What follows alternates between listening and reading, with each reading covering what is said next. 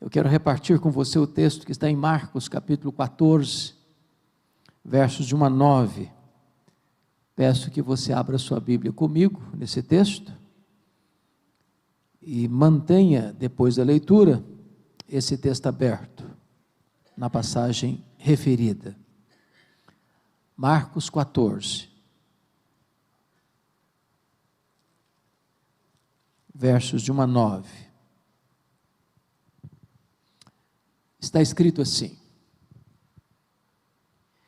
dali a 2 dias era a Páscoa e a festa dos pães asmos.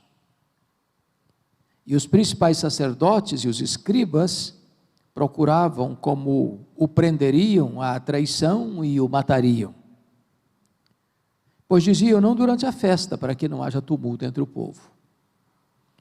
Estando ele, Jesus, em Betânia, reclinado à mesa, em casa de Simão, o leproso, veio uma mulher trazendo um vaso de alabastro, com preciosíssimo perfume de nardo puro.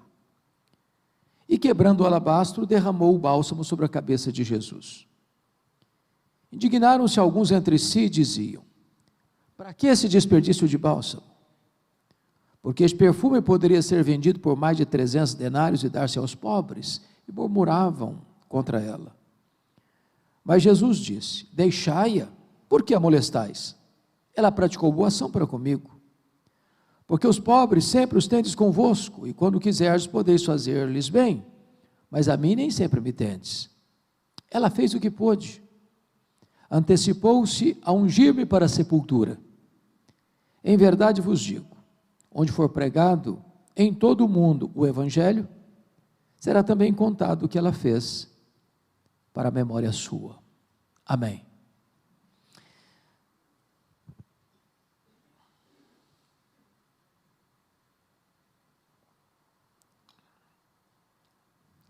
O contexto desta passagem está meridianamente claro.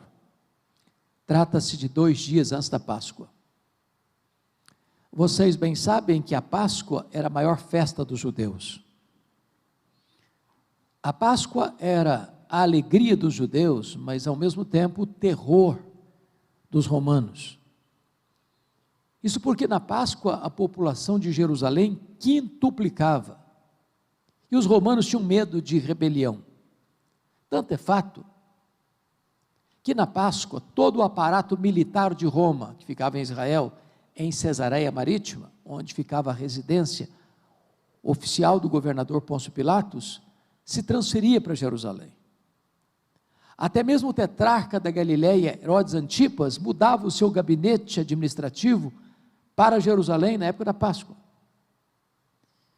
E diz a Bíblia aqui que 2 dias antes da Páscoa, os principais sacerdotes e os escribas mancomunavam, urdiam, conspiravam para prenderem Jesus à traição. E depois que o povo fosse embora, matá-lo, longe dos holofotes. O que é curioso é que Mateus 26, registrando este mesmo episódio, nos informa que é Jesus quem disse aos seus discípulos 2 dias antes da Páscoa, que ele estava para ser entregue nas mãos dos principais sacerdotes e escribas para ser crucificado. E aí você conclui que quando os homens pensam que eles estão no controle da situação, eles estão apenas cumprindo uma agenda maior já estabelecida pelo próprio Deus. Quem escreve a história é Deus. Quem conduz os destinos da história é Deus. Os homens só podem fazer o que Deus já predeterminou.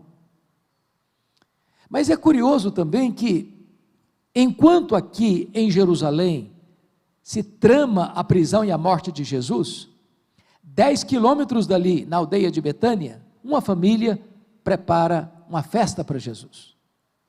E até hoje Jesus desperta sentimentos tão divergentes e opostos, amado por uns, odiado por outros, acolhido por uns, rejeitado por outros. Esse jantar lá em Betânia ocorre na casa de um homem chamado Simão, e a Bíblia não dá o sobrenome dele, nem nos dá qualquer outra informação acerca dele, mas a Bíblia fala de um epíteto, de um adjetivo, de uma marca dele. Simão o leproso. E a pergunta óbvia é: esse homem ainda era leproso? E a resposta óbvia também é: claro que não. E por que sabemos que não? Porque se leproso fosse, não podia ficar em casa.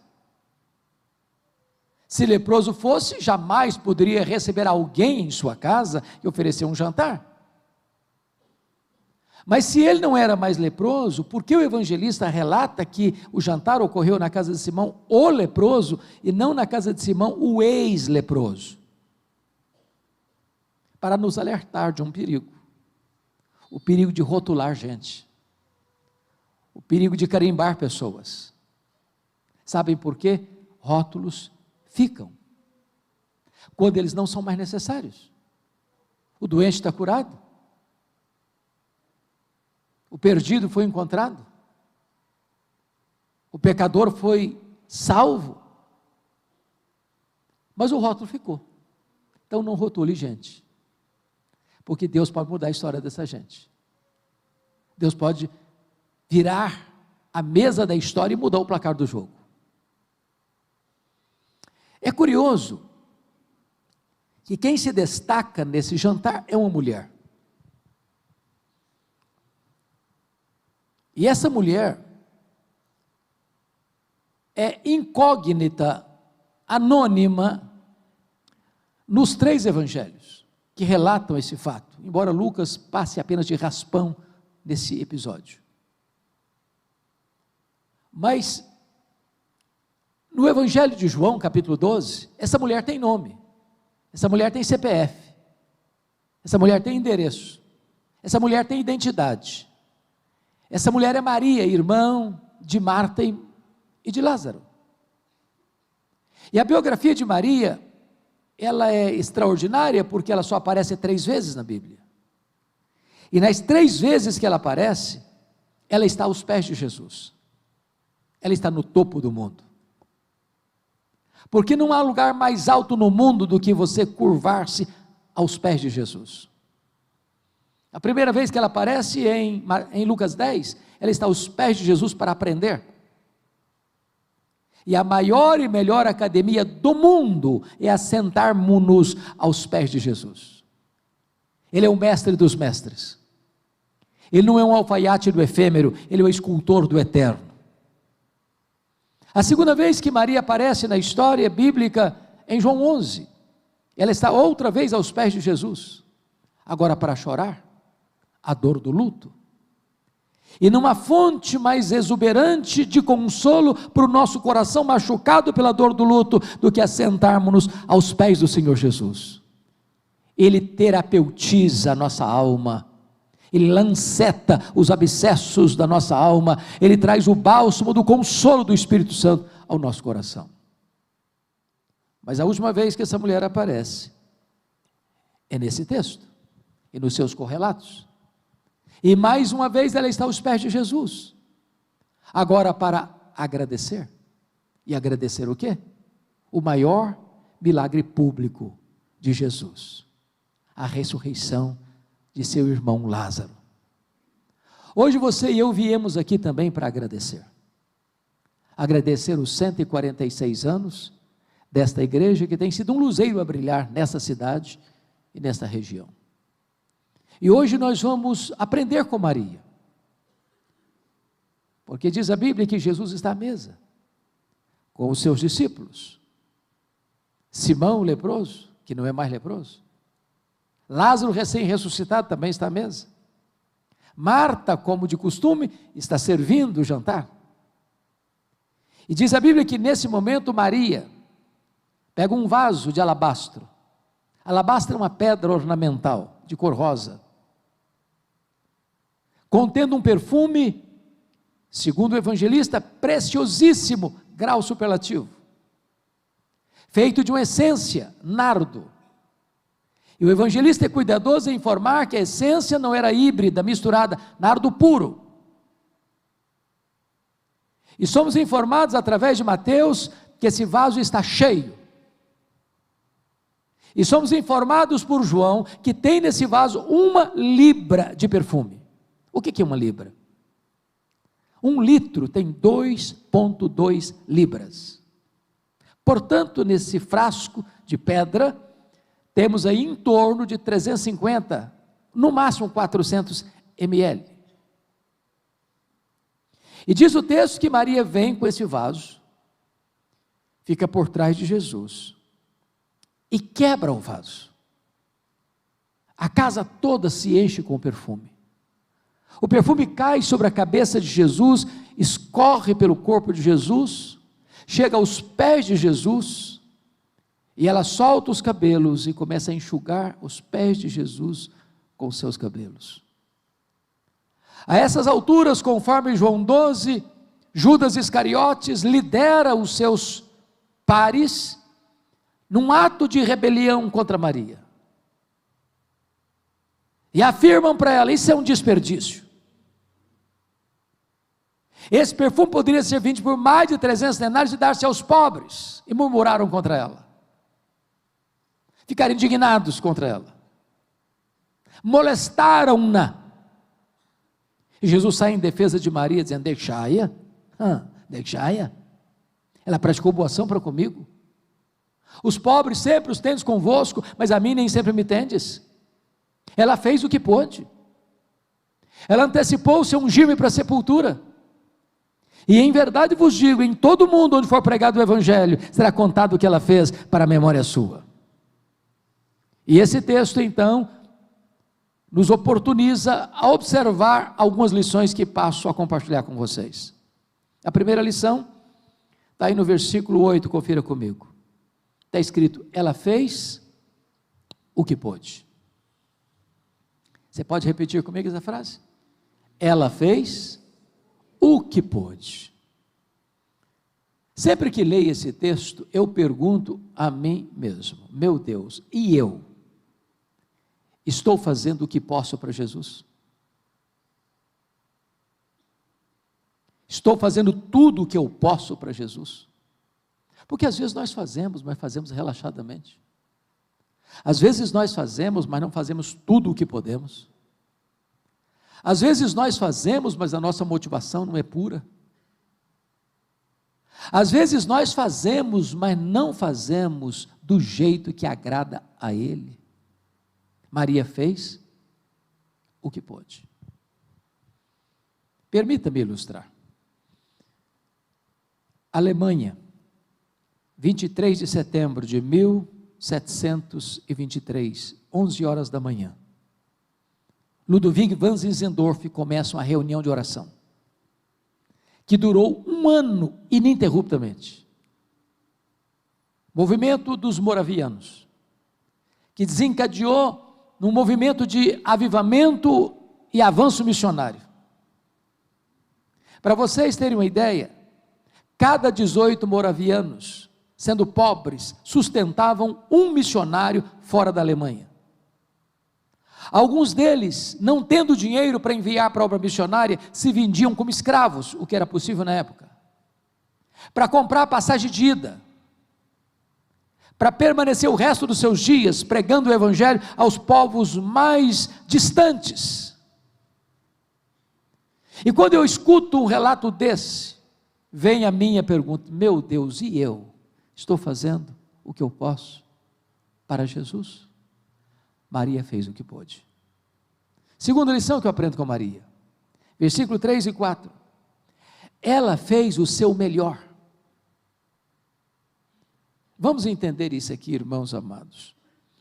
Esse perfume que Marcos chama de preciosíssimo, feito de nardo puro, vale destacar que essa essência da qual era feito o perfume, não tinha em Israel. Era uma essência raríssima e caríssima. Essa essência era formada de um arbusto seco que só era produzido no Himalaia, moído e transportado em lombos de camelos. Esse perfume não era encontrado numa loja de perfumaria. Esse perfume era comprado gota a gota, ml a ml, ia sendo acondicionado num frasco de pedra.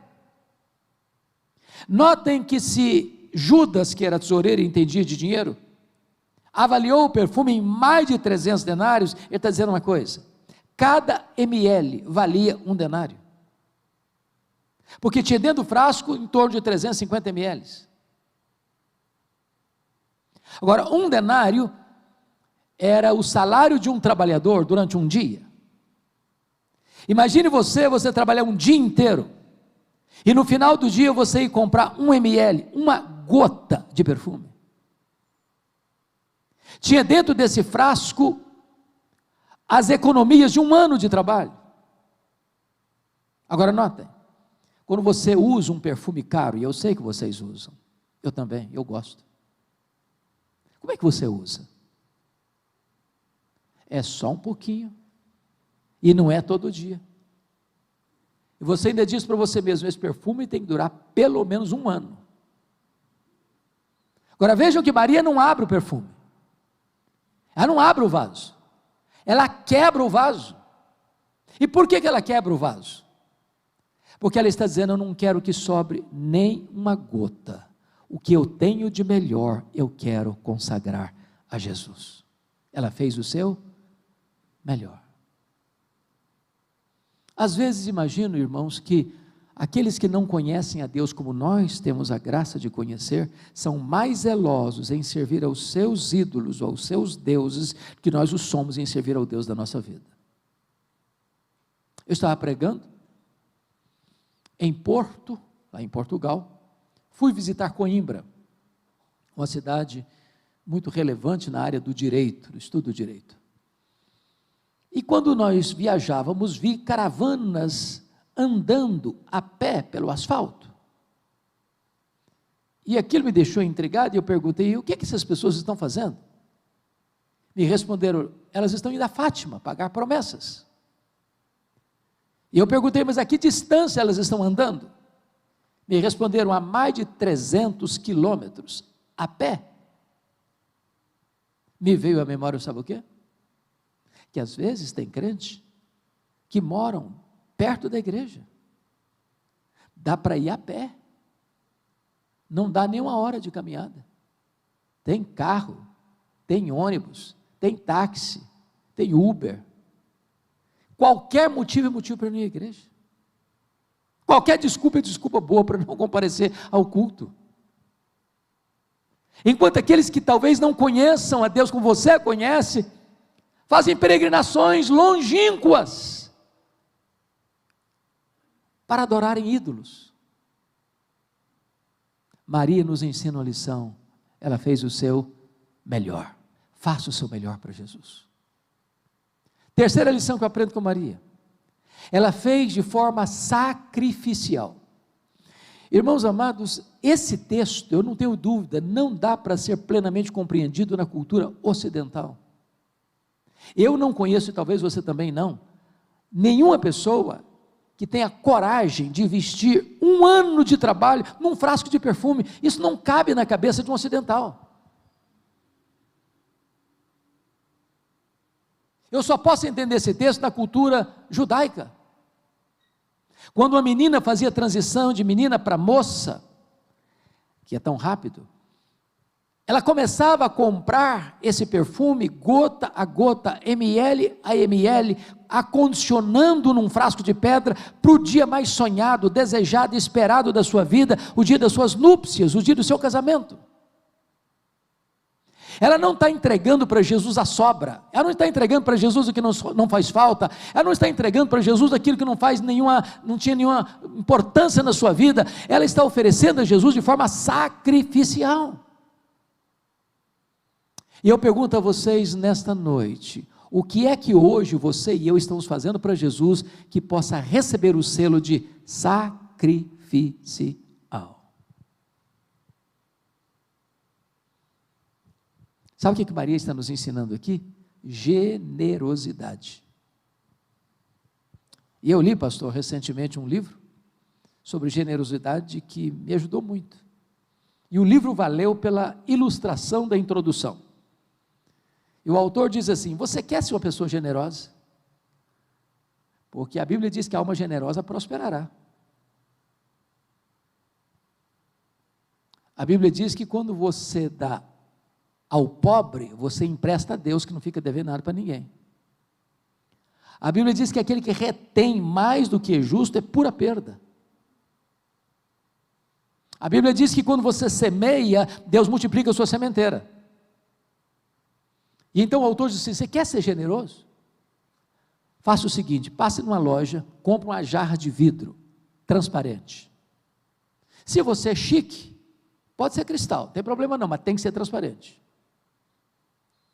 Ponha na sua sala, só um detalhe, não ponha flor, ponha terra, só terra. Para você passar por lá todo dia e olhar para essa jarra, com terra, e lembrar duas coisas. Primeiro, de onde você veio? Você veio do pó. Segundo, para onde você vai? Você vai voltar para o pó. Pergunta, do pó que você veio, quanto você trouxe? Você não trouxe nada. Para o pó que você vai, o quanto você vai levar? Também não vai levar nada. Então você não é dono de nada. Você é apenas mordomo do dono. A Bíblia diz que o que se requer do mordomo é que ele seja encontrado fiel. E a única maneira de você ser fiel na mordomia do dono, que é generoso, é sendo generoso com o que é do dono. O problema seu e meu para sermos generosos é que nós temos a síndrome de dono. Se é meu, é para mim. No dia que eu entender que eu não sou dono, que eu estou administrando o que é alheio, que eu estou administrando o que é de Deus, então eu não vou ter dificuldade de ser generoso com o que é de Deus, porque Deus é generoso. É provável que você já tenha escutado essa história. E eu fui a entender melhor quando o pastor Sérgio, presidente da Juvep, me contou isso lá em João Pessoa. Esse fato ocorreu na cidade de Itaporanga, em interior da Paraíba. Havia uma igreja chamada Igreja Batista, missionária, em Itaporanga, que tinha um programa de rádio na cidade, que alcançava 40 mil pessoas, era o único programa evangélico de toda a região. Vocês sabem que às vezes lá no sertão, a seca é severa. E a seca foi tão severa que não colheram nada naquele ano. Muito prejuízo, muita carência, muita dívida, muita necessidade. Os dízimos diminuíram, as ofertas também. A igreja não conseguiu pagar o programa. E o pastor recebe um ultimato da emissora: ou o senhor paga o programa até a outra semana, próxima semana, ou vamos ter que tirar o programa do ar. O pastor da Igreja Batista de Itaporanga chega domingo à noite, faz um desafio, um apelo à igreja: meus irmãos, é o único programa evangélico da cidade, é o único programa da região, alcançamos mais de 40 mil pessoas, o programa não pode sair do ar, nos ajude, faça uma oferta sacrificial para o programa não sair do ar. Estava na igreja um casal de meeiros. Quem mora na cidade, essa palavra é meio esquisita, meeiro. Meeiro é o cidadão que trabalha na terra de outra pessoa, planta, colhe, e metade do que ele colhe vai para o dono da terra, ele só fica com 50%. Então estava lá o casal, o senhor Tota e a dona Lourdes, eram meeiros, moravam a 6 quilômetros da cidade, iam a pé, estavam voltando a pé para a igreja, para casa. E no caminho a Lourdes falou: senhor Tota, você escutou o apelo do pastor, temos que fazer uma oferta sacrificial. O Tota disse: mas Lourdes, lá em casa não tem dinheiro, não tem um centavo, nós vamos ajudar como? Fazer que oferta? Não, mas você escutou o apelo do pastor, nós temos que ajudar, nós temos que fazer uma oferta sacrificial, mas não tem dinheiro, Lourdes, vamos fazer o quê?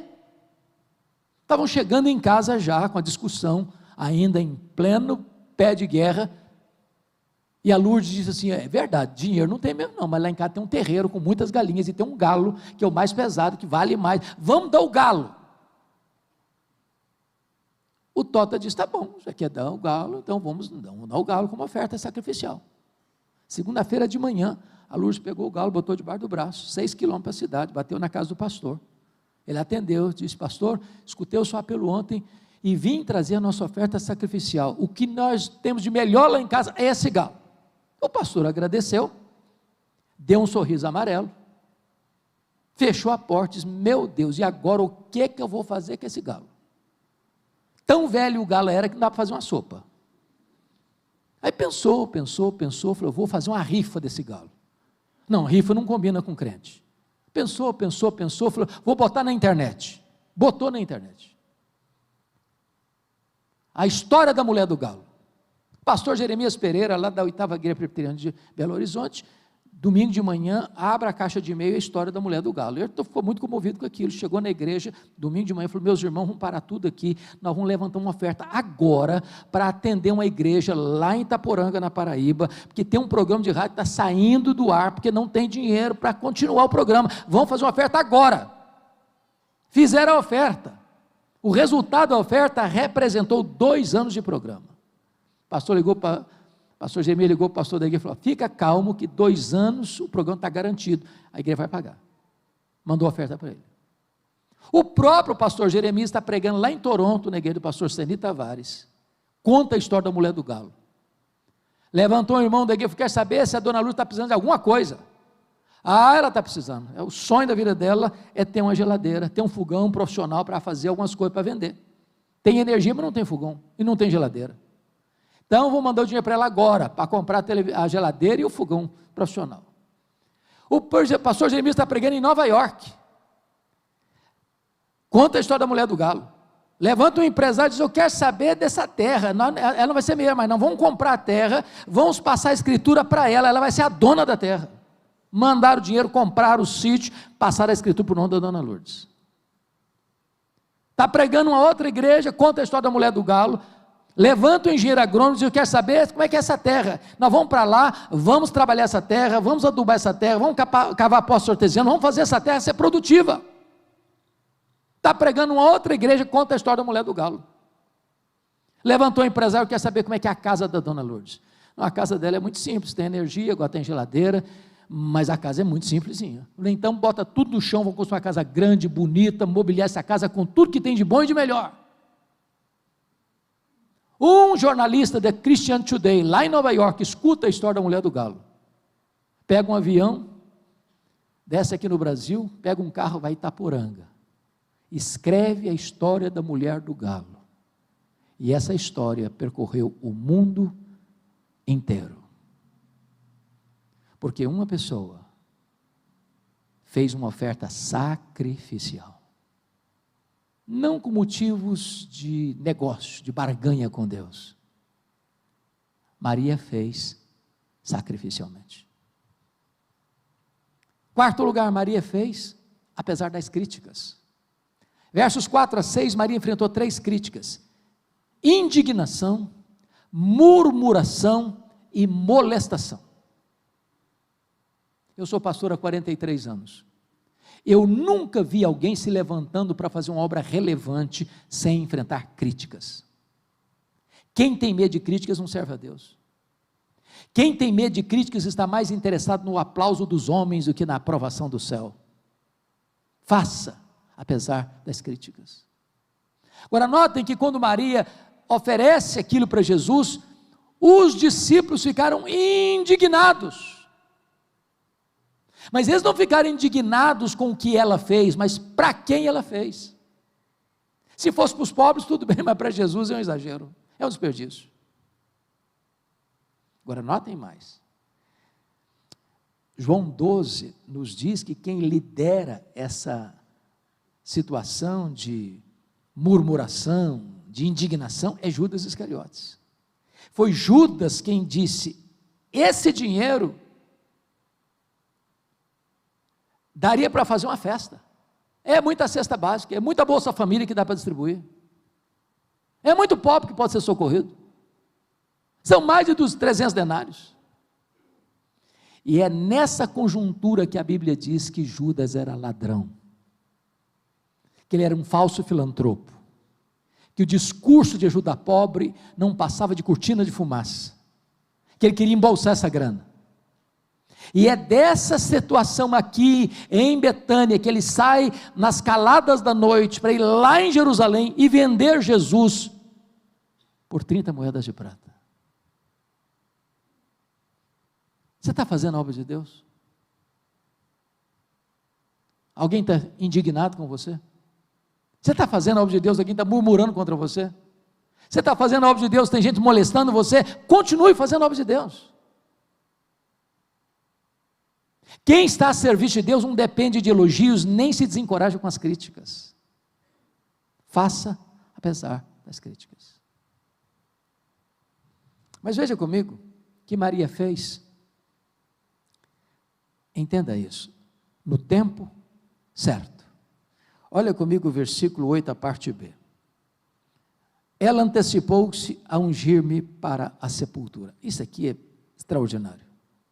E eu queria retroceder um pouquinho para você entender melhor esse ponto. Lá em Lucas 8, a partir do verso 3, diz que quem sustentou o ministério itinerante de Jesus, de cidade em cidade, de aldeia em aldeia, na Galileia, não foram os homens, foram as mulheres.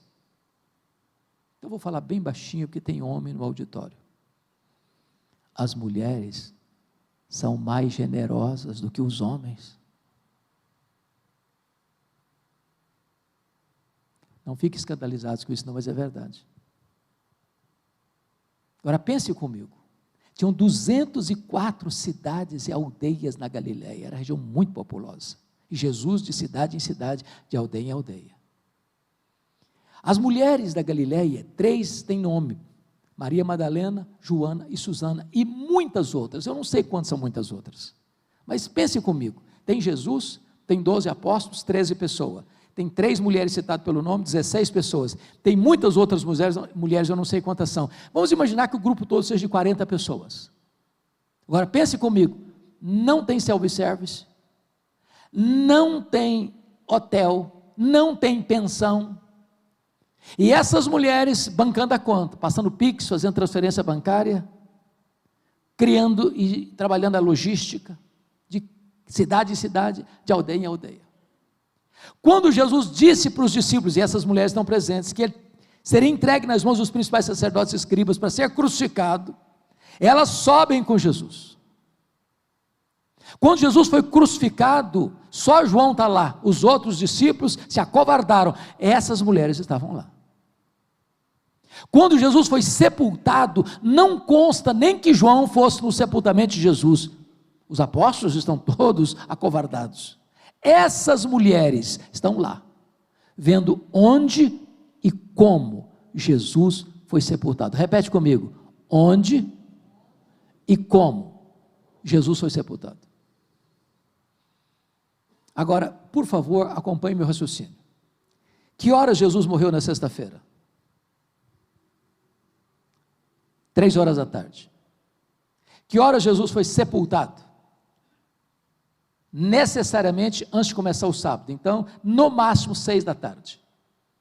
Quanto tempo tem da morte ao sepultamento? 3 horas. Morreu, ok, não dá para tirar o corpo da cruz, sem autorização.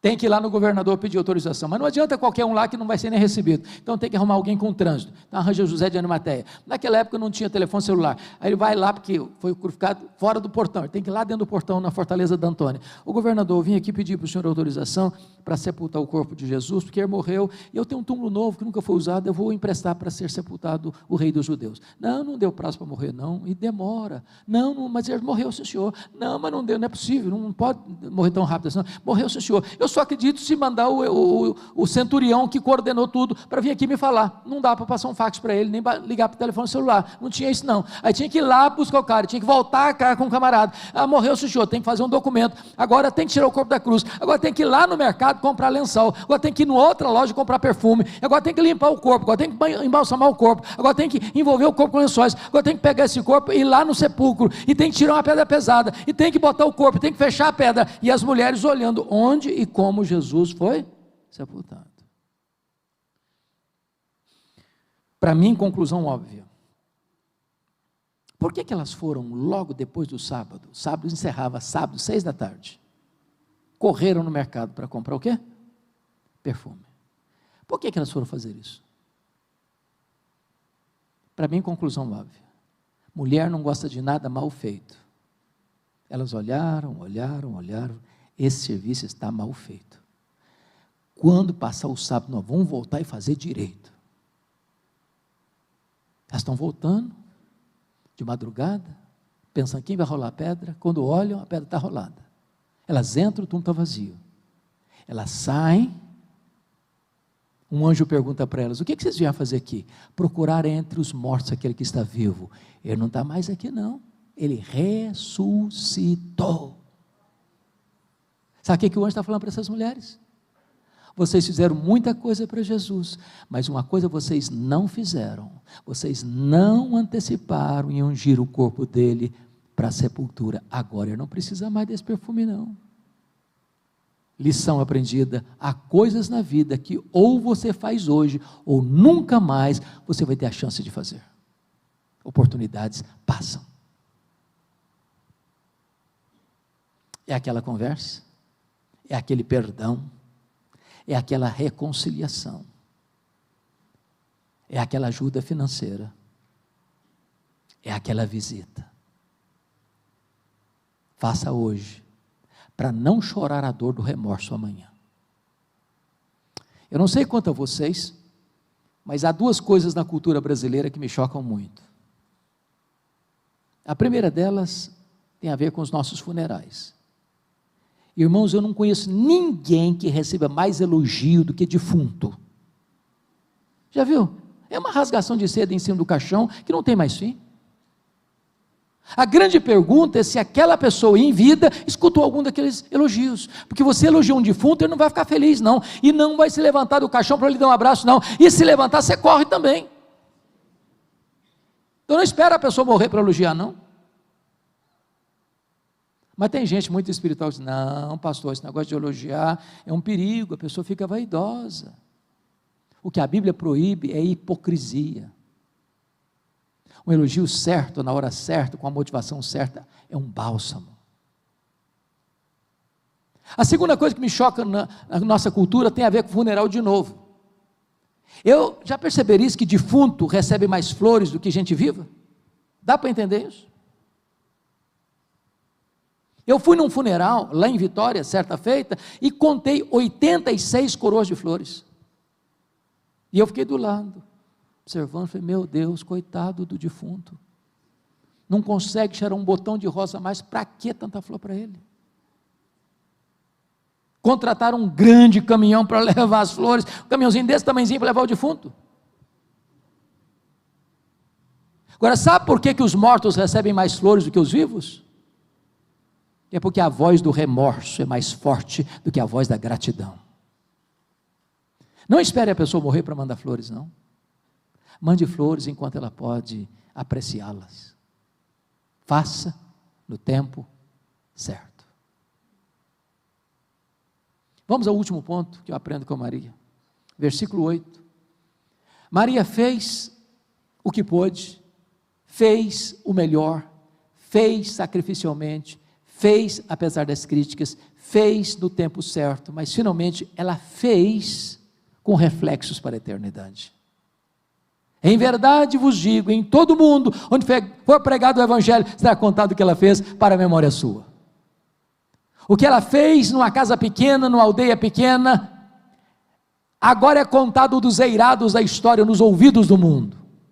A grande pergunta nesta noite é esta, meus irmãos: o que é que nós estamos fazendo hoje que vai impactar as futuras gerações?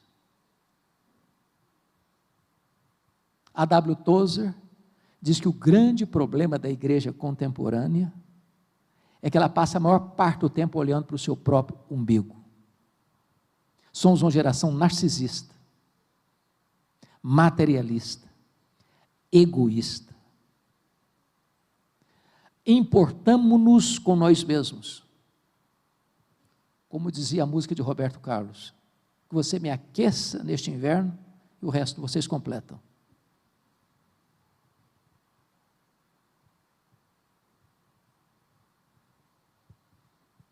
Pergunta a você: que frase vai resumir sua vida? Que vai estar escrito numa plaquinha de mármore branca, como seu epitáfio. Que marca? O que vai estar escrito? Deixa eu fazer outra pergunta. Depois que você partir, se Jesus não voltar antes, 50 anos depois que você partir, que tipo de influência você ainda vai exercer? Eu termino com 2 exemplos, um negativo, um positivo. O negativo eu vou tirar da Bíblia. a história do rei Ezequias. Ezequias foi um camarada tão extraordinário que a Bíblia diz que nunca teve ninguém igual a ele antes dele, nunca ninguém igual a ele depois dele. Ezequias foi filho de um homem terrível, Acás, mas viveu uma vida piedosa. Começou a reinar com 25 anos, reinou 29 anos, morreu com 54 anos. Deus o abençoou de maneira extraordinária. Enquanto ele governava aqui em Judá, as 10 tribos do norte caíram nas mãos da Síria. O exército assírio cercou Jerusalém e deu uma ordem para ele: renda-se, porque Deus nenhum pode livrar você da minha mão. Ele buscou a Deus em oração. E Deus mandou o profeta Isaías na casa dele, porque além desse cerco militar, ele enfrenta um problema de saúde, uma úlcera mortal, e Deus disse, através do profeta Isaías assim: põe em ordem a tua casa, porque morrerás e não viverás. Sobrou ao rei apenas uma parede, e para a parede ele se voltou, e ele orou fervorosamente, ele chorou copiosamente, e Deus respondeu rapidamente. O profeta não tinha saído da cidade ainda, quando Deus disse: volta lá e fala para Ezequias, príncipe do meu povo, que eu ouvi sua oração, eu ouvi suas lágrimas, vou curá-lo da sua doença, e vou libertar Jerusalém do ataque do inimigo. Deus mandou um anjo e matou 185 mil soldados ao redor de Jerusalém. O milagre foi tão grande, quando o rei tinha apenas 39 anos, que veio uma comitiva diplomática da Babilônia, para cumprimentá-lo, para presenteá-lo, para se alegrar com ele. Sabe o que o rei fez?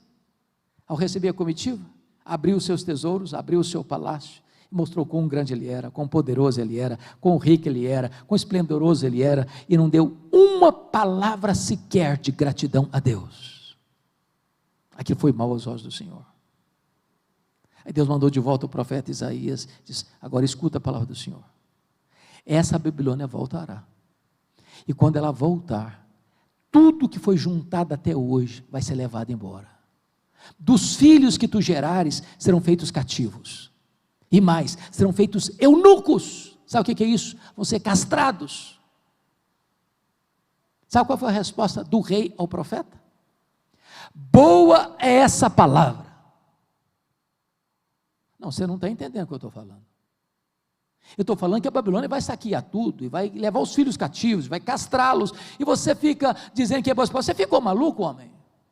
E aí ele não falou, ele pensou, boa essa palavra. Ele falou, aí ele pensou, porque pelo menos eu terei paz nos meus dias. Sabe o que ele está dizendo?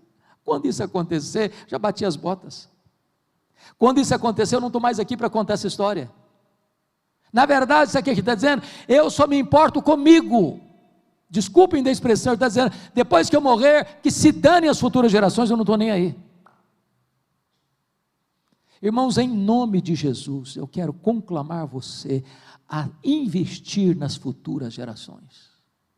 Você pai, você mãe, você avô, você avó, não abra mão de investir nos seus filhos, nos seus netos, nas futuras gerações, para que as futuras gerações sejam mais crentes do que a nossa geração, que a igreja daqui a 100 anos, a igreja presbiteriana central de Idapé, se Jesus não voltar, seja mais vigorosa, mais forte do que a igreja de hoje. Ezequias foi uma decepção, só pensou nele mesmo. Mas vou dar um exemplo positivo para encerrar. David Livingstone, missionário inglês na África, dedicou sua vida na África, trabalhou na África, pregou na África, adoeceu na África, morreu na África. Quando ele morreu, os ingleses foram para a África buscar o corpo dele, para sepultar o corpo dele na Inglaterra. Os africanos disseram assim, você pode até levar o corpo dele, mas o coração não. O coração dele vai ser sepultado na África. Sabe o que fizeram? Abriram o peito dele, arrancaram o coração dele, sepultaram o coração dele na África. Quando você vai a Malawi, lá tem uma catedral de chão batido, com a plaquinha de bronze na parede, para a glória de Deus e em memória de David Livingstone. Pegaram o corpo dele, sepultaram o corpo dele na abadia de Westminster, onde estão sepultados os reis e os nobres da Inglaterra. Lá tem uma plaquinha de bronze, assim escrito, para a glória de Deus e em memória de David Livingstone. A minha oração é que você e eu possamos viver de tal modo, que a nossa vida traga glória para Deus, e a nossa história reverbere e impacte muitas pessoas nas futuras gerações. Que Deus nos ajude a imitar Maria, que viveu aos pés de Jesus, fazendo o seu melhor, fazendo o que pôde, fazendo sacrificialmente, fazendo apesar das críticas, fazendo no tempo certo, fazendo com reflexos para a eternidade. Que Deus nos abençoe. Amém.